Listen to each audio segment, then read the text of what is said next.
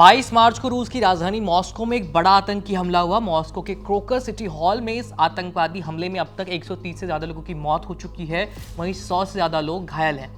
इस हमले के बाद रूस और यूक्रेन में जारी युद्ध और गंभीर हो सकता है, क्योंकि रूस के राष्ट्रपति व्लादिमीर पुतिन ने इस आतंकवादी हमले को लेकर बयान जारी किया है। उन्होंने राष्ट्र के नाम अपने संबोधन में पीड़ितों के प्रति संवेदना व्यक्त की। साथ ही पुतिन ने सख्त रुख अपनाते हुए कहा कि चारों आतंकवादियों के अलावा हमले की प्लानिंग में शामिल सभी लोगों के खिलाफ सख्त से सख्त कार्रवाई की जाएगी। यही नहीं, पुतिन ने इस हमले में यूक्रेन के हाथ होने की बात भी कह दी।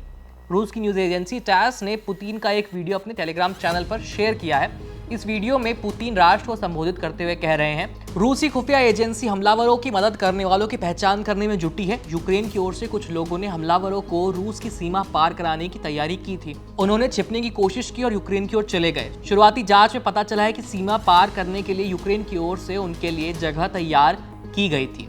इसके साथ ही पुतिन ने कहा कि आतंकवादी यूक्रेन में रहकर इस खूनी खेल की तैयारी कर रहे थे। ऐसे में अब रूसियों का कर्तव्य यह है कि वो एक साथ रहें और ऐसा ही होगा आगे। रूस की नागरिकों की एकता को कोई नहीं हिला सकता।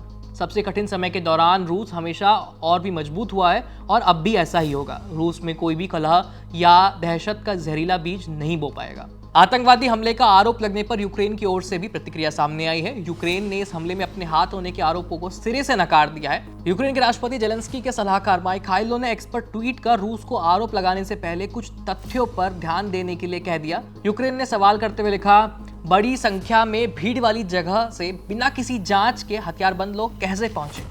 ये लोग 1.5 घंटे से ज्यादा समय तक गोलीबारी करते रहे, लेकिन फिर भी कोई कानूनी कार्रवाई क्यों नहीं हुई?